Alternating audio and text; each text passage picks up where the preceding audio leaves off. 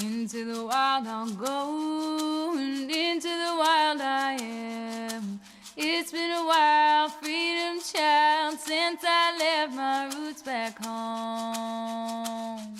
Into the wild I'll go, and into the wild I am. It's been a while, freedom child, since I left my roots back home. Welcome to the Freebirth Society podcast. This is a radical space for women who are ready to celebrate their autonomous choices in birth, motherhood, and beyond. Together, we'll learn about wild birth through personal narrative, we'll explore the politics of birth, and we'll analyze everything that relates to our lives as women from a feminist perspective. Here's your host, Emily Saldea. It's been a while, freedom child, since I left my roots back home.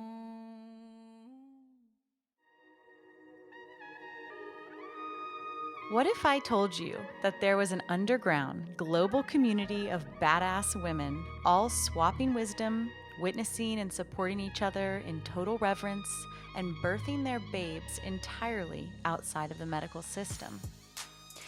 What if I told you that there was a vetted, private, exclusive space where you could access my personal list of radical birth keepers? And what if I told you that it's off Facebook, it's troll-free, and where most of the women on this podcast are hanging out? If you're in alignment with what we talk about here on the podcast, it's a pretty sure bet that our private community wants you in it. We have 11 monthly circles and workshops virtually, and also have a member directory so that you can find women in your local community too. And this isn't just for mothers. This is for the wild-hearted, radical woman who is interested in consciousness raising, questioning the systems that harm us, living sovereign, holistic lifestyles, and wants to create community to guide our way back to healed sisterhood. Go to freebirthsociety.com and apply today. I'll see you in there.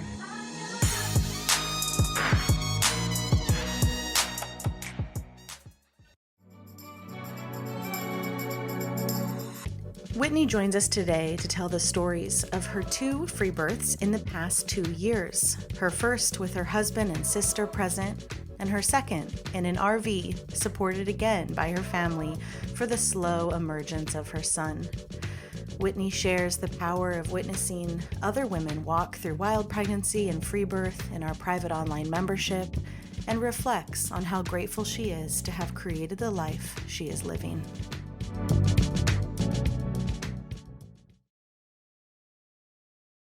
Welcome, Whitney. Hi. Well, let's just dive on in. You got a little 12-week-old baby. You free birthed your first kiddo. We've got 2 stories to tell. And yeah, just start me wherever you want. You're 12 weeks postpartum. What's it been like? How are you doing?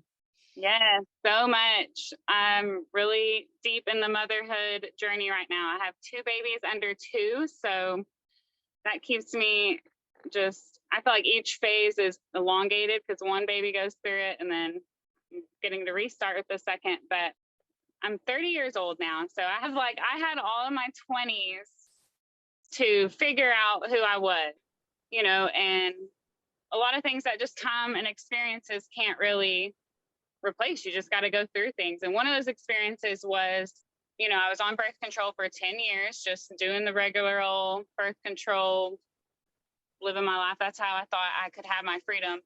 But I actually had a mishap on birth control, ended up getting pregnant. And so I went into my doctor per usual and found out at that same doctor's appointment that I was also miscarrying. So it just kind of started to spiral this whole waking up wow, this is already a big thing to go through. The guy who I was with at the time was not a good fit for me. So blessing that this was just a learning journey for us. So yeah, those doctor's appointments with that pregnancy just really turned me off and started to get me thinking alternate routes, right? And I discovered some natural mothering pages on Instagram, on Facebook. I actually discovered the Freebirth Society, started listening to podcasts after my miscarriage just because birth had now entered the conversation. You know, I had lived my life to this point, and now I'm opening my world to what do I want my births to look like, which I never really thought before. I just thought you do the thing. I just had my mind blown open that there was even the route to not go the hospital way. So fast forward a little bit to meeting my now husband. I had spirit babies talking to me like crazy, and within the first couple of weeks or months of dating, you know, I let him know that there's going to be a baby coming through one day, and I hope you know that I plan to home birth. Like, that's the route we're taking here. And he was pretty down the whole time. He's like, okay, yeah. It was never too big of a push.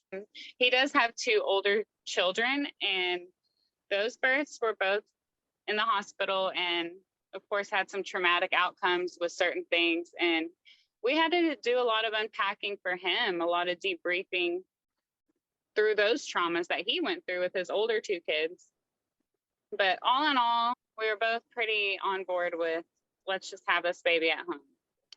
Now, granted, this was peak COVID time. Like, COVID had just came out, 2020. We found out we were pregnant at the very beginning, and then everything got weird. The whole world got weird. So I had a lot of, just being a new time mom, a lot of anxieties around that conversation of, no, I'm not going to the hospital. I have my baby. I work as a hairstylist, so I'm around a lot of women, and there's a lot of time for small talk, you know. So of course they're going to ask me about my pregnancy and babies, and I had a lot of just, I don't want to have to go into it with them mindsets, dreading. But I believe just putting off that energy, a lot of people didn't really ask me or didn't really fluff about it or dig into it further when I told them, you know, I don't have a doctor, I don't have a midwife. If there was definitely the curious people, and those conversations were actually fun to have, but I didn't get a lot of negative hate, you know. When you're saying that you and your man are down to have a home birth, like, do you mean free birth at this point? I do, yes. And so I mean, that's a pretty big jump, right, for a birth control girl, hospital doctor girl, to then, like, are you having a wild pregnancy? Like, I am. And it was, did it all just like click, and it was just kind of obvious for you? I mean, that's a pretty big jump. it was a big jump. It was a continuum of things, though. You know, I'd always just been into looking at the other side of the coin, always trying to see, like, what could an alternate route, or just like, what could be some follow the money trail? What is the intentions around some of these practices that we do? And just looking into things deeper. And like, once you hear it, you can't unhear it. Once you understand that you can just have your baby at home and it's no big deal, and you don't have to get the monitoring, the IV in the arm, the poking and the prodding, like, that sounds like a dream. That sounds like a big yes to me. And it lit me on fire. Before I was even pregnant, I'm doing my clients' hair, like, you know, you can have a home birth and not even have a doctor there. And like, I'm taking the conversation to, let's talk about birth. And I've never even truly experienced this, right? But I like I said, it just lit me on fire as a side hobby of just diving into birth. So when it became my time, I had already listened to so many stories of women just doing it. And it felt like, you know, I can just do that too. So the story medicine is truly that. It is truly powerful to just hear other women doing it, you know?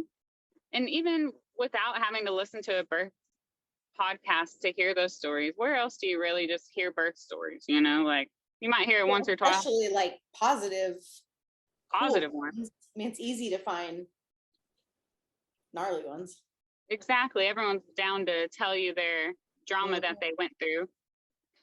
So yeah, I sold it to my husband pretty well. He was down, and I remember one of the bigger things he was concerned about was, who's going to clean up the mess? I was like, oh, honey, if that's all you're worried about, then we're good. And so for my first birth, we wanted to have my sister there. I wanted to have my sister there. She was my older sister, and me and her are tight. You know, she was my girl. So just to have another woman present.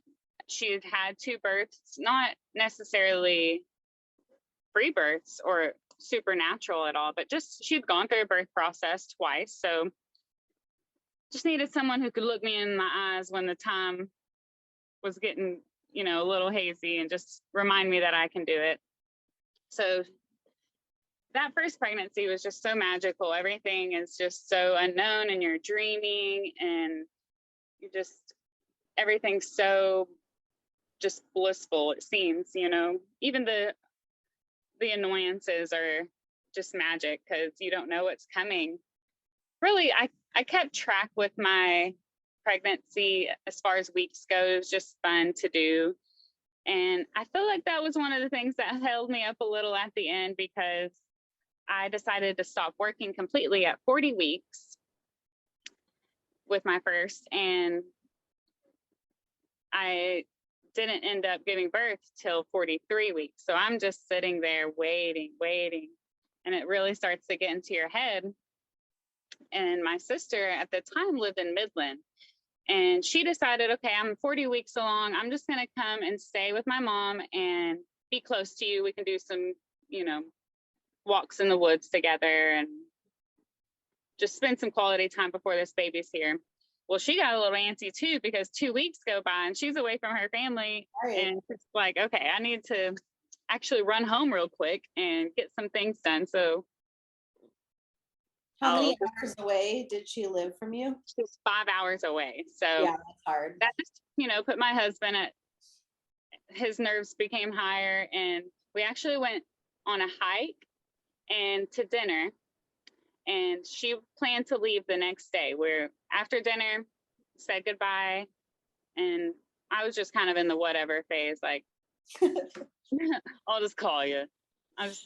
So me and my husband, we go home, and I am kind of laying around and starting to feel a little weird, starting to feel a little crampy. And I let him know I'm going to go try to lay down. And that did not happen. I could not lay down. I could not go to sleep because the surges started to pull through, and he was up, I don't know doing what, but he comes in and he's like, it's happening. And I'm like, yes, it is happening. This could be the night that we finally meet our baby. We've been waiting so long to meet this baby, it seemed like. So we do a little prayer. We light some sage. We light the candles. We just set the mood. And I just remember ripping all my clothes off. Like, the clothes had to go immediately, and just started to ride the waves. Well, this had begun right as, you know, pretty much the sun went down. So I'm tired. I feel like, you know, your girl needs her sleep. I take several naps a day at this point, and just to be able to be up all night, I'm exhausted. So I keep trying to take naps in between the sensations, and each one I would just wake up like angry because it wakes you up from your sleep. So by the end of it, I'm prayer position into the bed, and everything just starts to get way more intense. My sister's here. Her and my husband are doing so well holding space. They kind of come in and out of the room. You know, maybe my husband will be there with me for a little bit, and then my sister. I definitely remember hearing them snoring at one point and kind of being jealous, like, cool, guys. But just to be in that dark space, we kept it so dark and just quiet. I didn't have anything playing. And I was able to just, you know, make sounds as the waves came through. And I remember using the restroom and seeing a bloody show. And that just really kind of kickstarting my adrenaline, like, this is definitely real. Prepared to possibly go 3 days. Who knows? I just had that expectation of this could last forever. And seeing the blood, I'm like, oh, shoot. Never felt like my waters break, but seeing that blood and letting my husband know, like, okay, things are kickstarting even further if we didn't already know that by now. At one point, I reach inside and I can feel this smoothness, and it's my water sac, because on that next wave, my body just bears down and begins to push on its own. I have no control of this.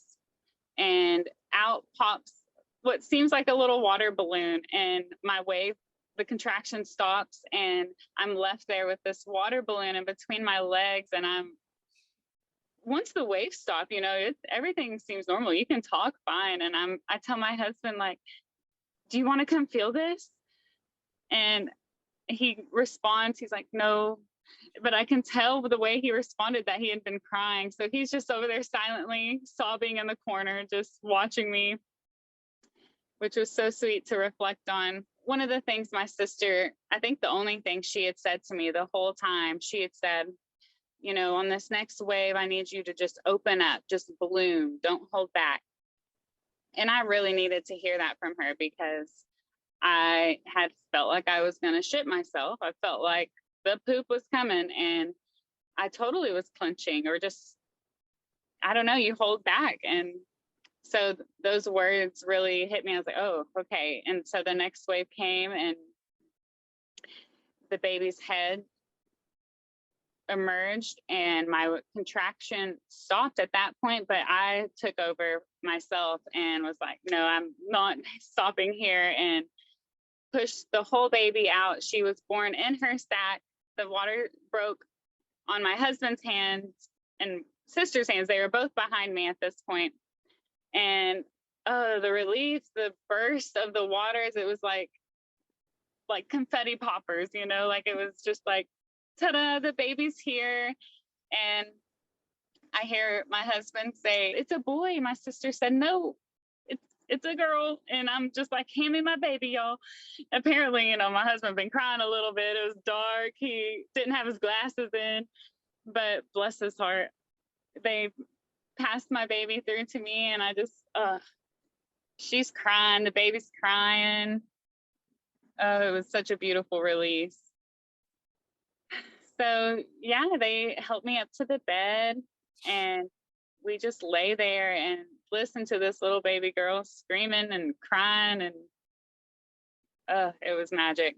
She eventually latched on. Once she stopped crying, she fumbled around a little latch, and oh my gosh, it was just so amazing. It did take a while for my placenta to be born. How long? Total of 3 hours. So about an hour went by, and the cord's white. I was ready to shower, so we cut her cord, and Daddy got to snuggle up with her while I went to the bathroom and tried to release my placenta, but no action. So go back to laying in bed and nursing, and we tried again another time, and it took, probably 2 more hours. So finally I was ready, and I knew my placenta was ready. I knew my body was ready. So I just bared down, sitting on the toilet, just bared down and tugged on the cord myself. And as it came out, I just remember death gripping it so it wouldn't actually fall into the toilet, but feeling the weight of it and everything in my hand was so powerful. It was so neat.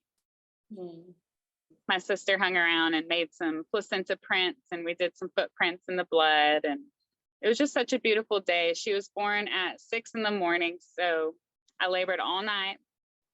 As the sun came up, she was born, and we got to spend our first day together. Like the sun and coming in the windows, like just made that moment so magical.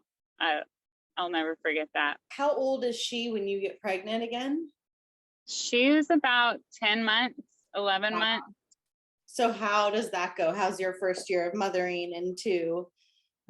Was it an accidental pregnancy? So,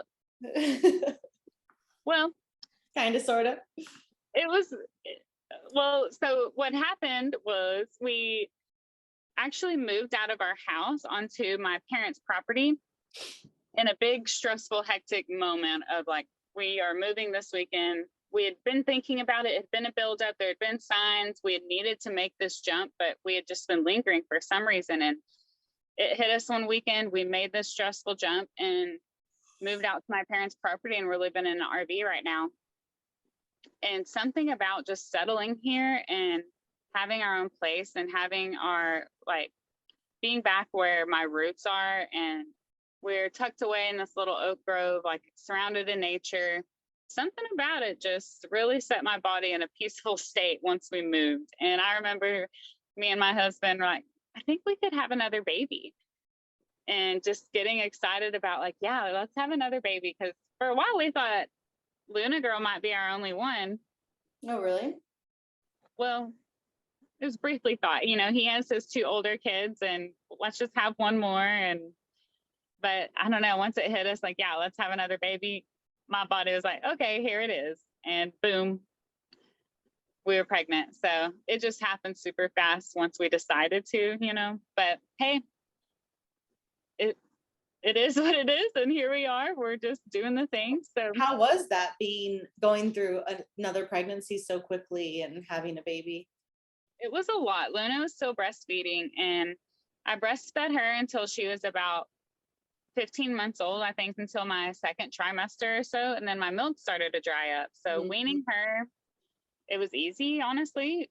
You know, there was no milk left really. So she weaned, and there's been pros and cons. You know, there's moments where I feel like, am I missing out on time with her because I have to be with this new baby? But then there's equally as much magic I get to see her with him too, you know? So it kind of just intensifies the goods and the bads.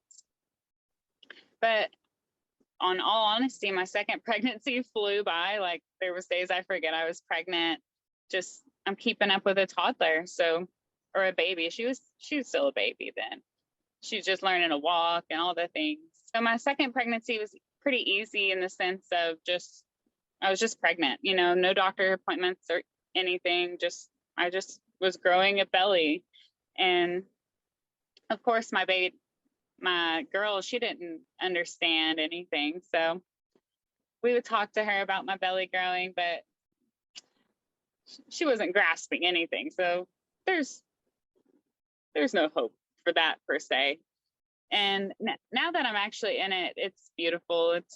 I was stressing before, but you know, you just adapt and you just do it. So did you birth in this RV? I did. I had an RV birth, and How was that? it was fine, you know, no problem. We co-sleep. So I woke up in the middle of the night. I kind of let go of timelines completely, maybe a little too much. You know, my first one, I had bought the Freebirth complete guide course and ran through all that. So with my second one, I touched up on a few modules just for fun, and really just self-care was my only prenatal care in both pregnancies, really. So when I actually went into labor, I was pretty shocked. I had put myself a few more weeks to go. Oh, whoa. Just because Luna's went so long, I put myself in that mindset. And I was still doing hair. I was still working behind the chair. So I had worked that whole week and had clients continuously still booked for a few more weeks. And it happened on a Saturday night. I remember waking up in the middle of the night and having a dream. And in my dream, I'm cramping. And so when I wake up, I'm like, weird, go back to sleep. Wake up again and I'm cramping again. I'm like, oh shoot, could this be it? And I'm looking over at my husband and my daughter just sleeping beside me and just soaking in the moment that this could be our last night as just us in this bed. The whole dynamic is about to change. And I love that moment that I got of just the peace of just, you know, while everyone was sleeping, just soaking it in. And I tried to lay there for as long as I could before I needed to kind of move around. The cramps were getting more like contractions. So in our RV, we took out some furniture. So there's just some open spaces. And I made a little pallet there and just tried to get some rest. It's about 4 a.m. at this point.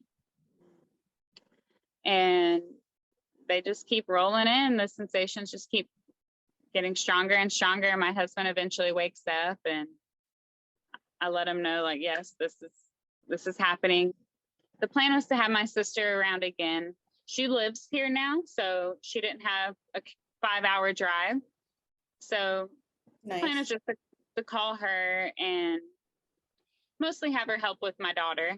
I live on my parents' property, but I really didn't want my mother around.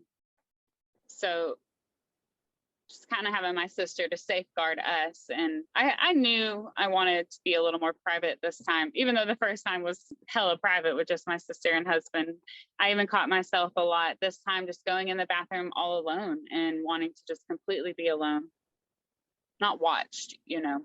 Mm-hmm. And after going into the bathroom at one point, and I could hear my sister and husband, I came outside and I think they asked me a question. My husband asked where the umbilical cord clamp is. I haven't even had the baby yet. And I was like, yeah, I think y'all can just go outside. Y'all just get out pretty much. And so they did. And that's a tight quarter. That's tight quarters for sure. The walls are thin. So even outside, they can hear what I'm doing in here. So they'll know when the baby's coming. Mm-hmm. And it was intense. Birth is wild. It is so intense, but it is so there's nothing like it. I just remember telling myself, you can do anything for a few minutes, you can do anything for a few hours, you can do anything for a day. This is just one day, you know.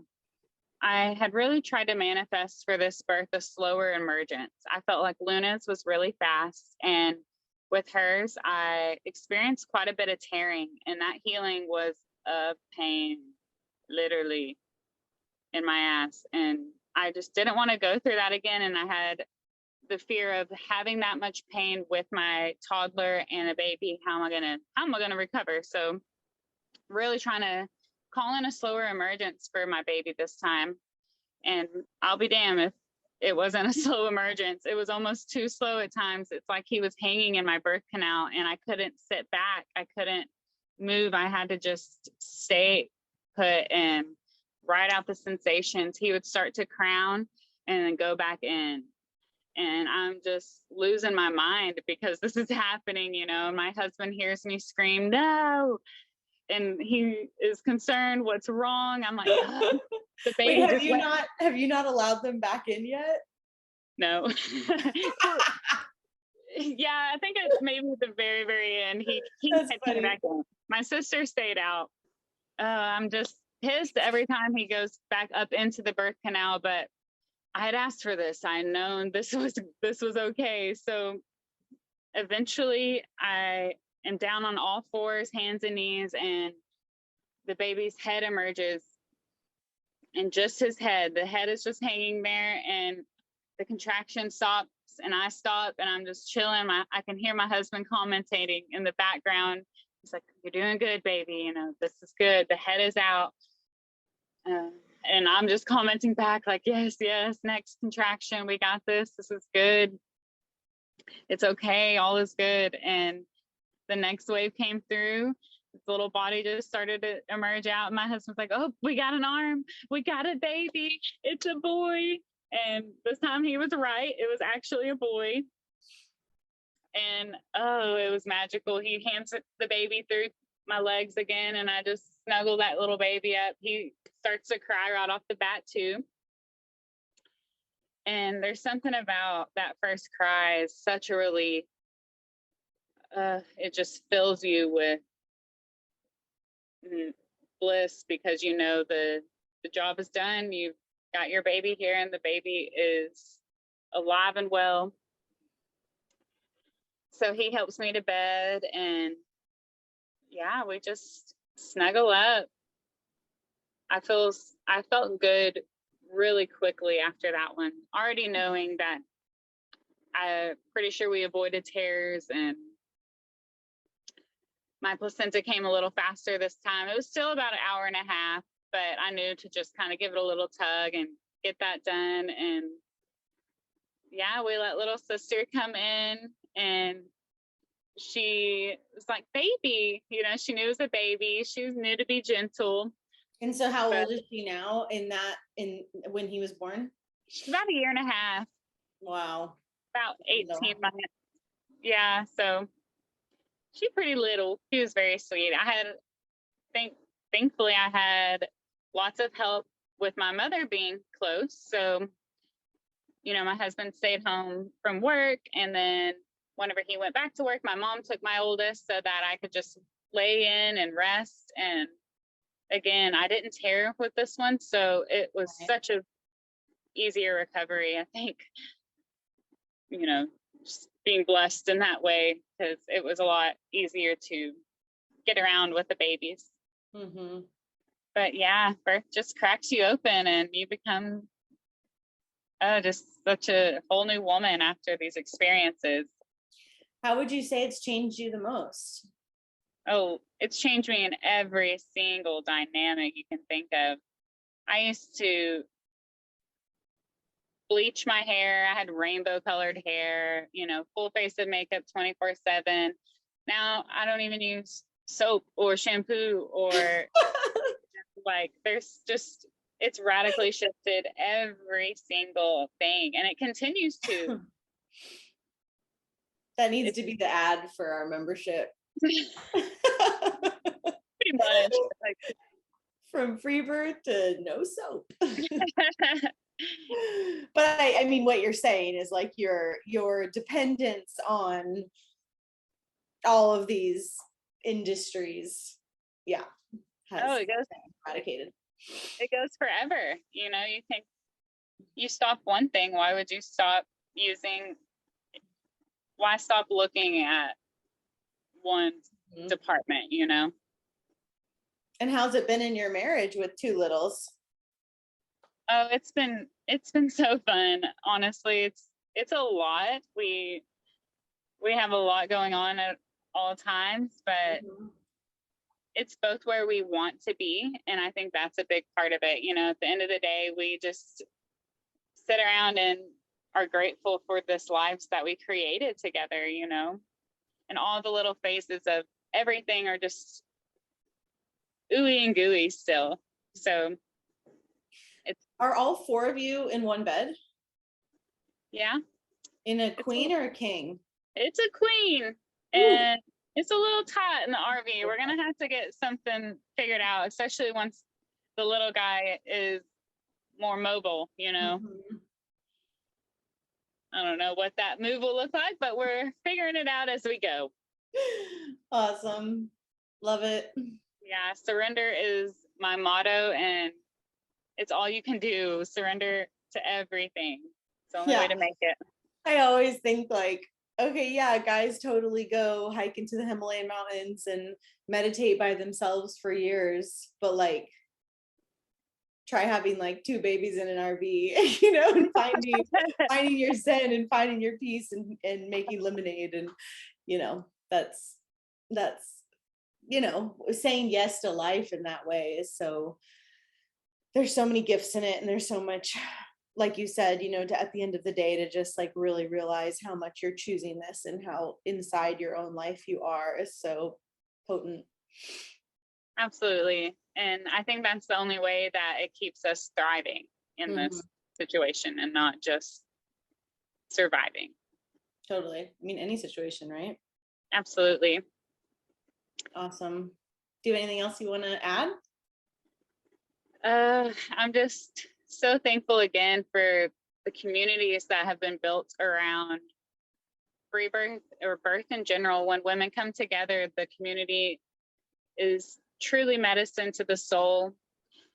Joining the Freebirth membership, just to have sisters to lean on, just to witness other sisters at that. Just witnessing all these women and their power and knowing that that is me too. We are all this power together, It's like that Sister Morningstar quote, what one woman can do, all women can do. Oh, and it's humbling and powerful all at the same time. Love it. Well, thank you so much. Thank you, Emily. You are a treasure. So grateful for you. And that's it for today, my sisters. Check out everything we do, including one-on-one and group coaching, learn about our private membership, in-person retreats, and more on freebirthsociety.com. Our online courses are on freebirthsocietycourses.com, including our flagship course, The Complete Guide to Free Birth. Don't miss the Radical Birthkeeper School if you're ready to become the authentic midwife that women are searching for. Together we rise, and the revolution starts inside each of us. I'll leave you with our Free Birth Society theme song, Wild Woman by Aruba Red. I honor you for the wisdom you held, the ancient traditions of plant medicine and womb magic. I feel the spirit of the ancestors as I place my hands upon my belly. This sacred portal will be honored. Eons upon light beams of survival, withstanding the eradication of our power by design. I will not allow the separation of our young to be forced upon me. My sisters will no longer birth in captivity. The picket line redefined from burning our wild women to paralyzing us and drugging our babes. Strapped down in a clinical white bed, drying up the milk from our breasts. Keep your needles. My family will never again be doomed to chase those dragons or your poison. We reject your fear. We choose love. Everything with intention. Death, ascension. I will fly and bring her back from the stars. Conscious consent.